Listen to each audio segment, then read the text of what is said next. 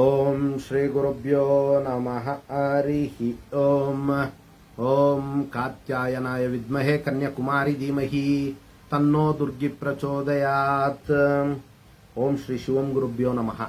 ಆತ್ಮೀಯ ವೀಕ್ಷಕರಿಗೆಲ್ಲರಿಗೂ ಕೂಡ ಚಂದ್ರಶೇಖರ್ ಮಾಡುವಂತಹ ಆತ್ಮೀಯ ನಮಸ್ಕಾರಗಳು. ಎಲ್ಲರಿಗೂ ಕೂಡ ಜ್ಯೋತಿರ್ಮಯ ನಾಡಿ ಆಸ್ಟ್ರಾಲಜಿ ಯೂಟ್ಯೂಬ್ ಚಾನೆಲ್ಗೆ ಸ್ವಾಗತವನ್ನು ಬಯಸ್ತಾ ನಾವು ಈ ದಿನ ಬಹಳ ವಿಶೇಷವಾದಂತಹ ಒಂದು ವಿಚಾರವನ್ನು ತಿಳ್ಕೊಳ್ಳೋಣ. ಕಾಗೆ ಮನೆಯನ್ನ ಪ್ರವೇಶ ಮಾಡಿದ್ರೆ ಏನ್ ಫಲ ಅನ್ನುವಂತಹ ಒಂದು ವಿಚಾರವನ್ನ ಬಹಳಷ್ಟು ಜನ ನಮ್ಮ ಕ್ಲೈಂಟ್ಸ್ ಕೇಳಿರ್ತಾರೆ.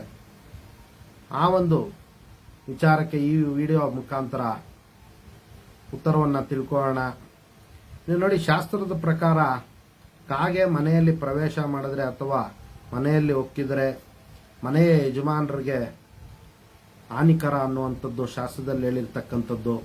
ಇನ್ನು ಮುಖ್ಯ ದ್ವಾರದಿಂದ ಅಂದ್ರೆ ಮುಖ್ಯ ಬಾಗಿಲಿನಿಂದ ಒಳಗೆ ಪ್ರವೇಶ ಮಾಡಿದ್ರೆ 6 ತಿಂಗಳುಗಳ ಕಾಲ, ಇನ್ನು ಹಿತ್ತಲು ಬಾಗಿಲಿನಿಂದ ಬಂದ್ರೆ 1 ತಿಂಗಳ ಕಾಲ ಮನೆಯನ್ನ ಬಿಡಬೇಕು ಅನ್ನುವಂಥದ್ದು ಶಾಸ್ತ್ರದಲ್ಲಿ ಹೇಳಿರ್ತಕ್ಕಂಥದ್ದು.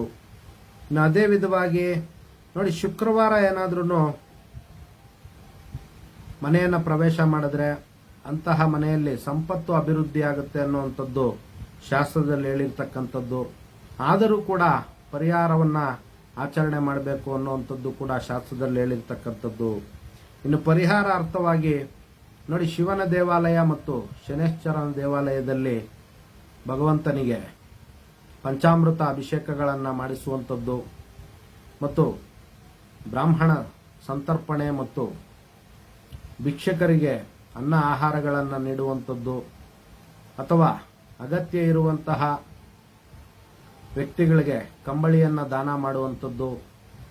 ಇನ್ನು ದೇವಾಲಯಕ್ಕೆ ಶುದ್ಧವಾದಂತಹ ಒಂದು ಎಳ್ಳೆಣ್ಣೆಯನ್ನ ದಾನ ಮಾಡುವಂಥದ್ದು, ಕಪ್ಪು ಎಳ್ಳಿನ ಪದಾರ್ಥಗಳನ್ನ ಮತ್ತು ಕಪ್ಪು ಬಾಣಲೆಯನ್ನ ದೇವಾಲಯಗಳಿಗೆ ವಿಶೇಷವಾಗಿ ಅವರು ದಾನ ಕೊಡೋದ್ರಿಂದ ಈ ಒಂದು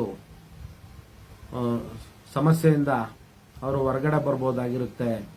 ಇನ್ನು ಅದೇ ವಿಧವಾಗಿ ಪುನಃ ಮನೆಯನ್ನ ಪ್ರವೇಶ ಮಾಡುವಂತಹ ಒಂದು ಸಂದರ್ಭದಲ್ಲಿ ಹೋಮವನ್ನು ಆಚರಣೆ ಮಾಡಿ ಅವರು ಮನೆಯನ್ನ ಪ್ರವೇಶ ಮಾಡಬೇಕಾಗಿರುತ್ತೆ.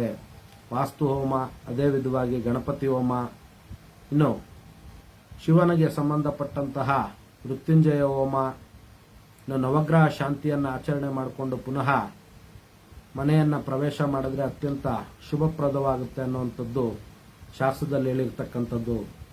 ಇದಿಷ್ಟು ಕೂಡ ಕಾಗೆ ಮನೆಯನ್ನ ಪ್ರವೇಶ ಮಾಡಿದ್ರೆ ಹೇಗೆ ಅನ್ನುವಂಥ ಒಂದು ವಿಚಾರಕ್ಕೆ ಇರ್ತಕ್ಕಂಥ ಒಂದು ಪರಿಹಾರ ಆಗಿರ್ತಕ್ಕಂಥದ್ದು. ಎಲ್ಲರಿಗೂ ಕೂಡ ಜಗನ್ಮಾತೆಯ ದಿವ್ಯ ಆಶೀರ್ವಾದ ಇರಲಿ ಅಂತ ಮತ್ತೊಮ್ಮೆ ನನ್ನ ಆರಾಧ್ಯ ದೇವತೆ ಲಲಿತಾಂಬಿಕೆ ಬಳಿ ಪ್ರಾರ್ಥನೆ ಸಲ್ಲಿಸುತ್ತಾ, ಸರ್ವೇ ಜನಃ ಸುಖಿನೋ ಭವಂತು, ಸಮಸ್ತ ಸನ್ಮಂಗಳಾನಿ ಭವಂತು, ಶುಭಮಸ್ತು.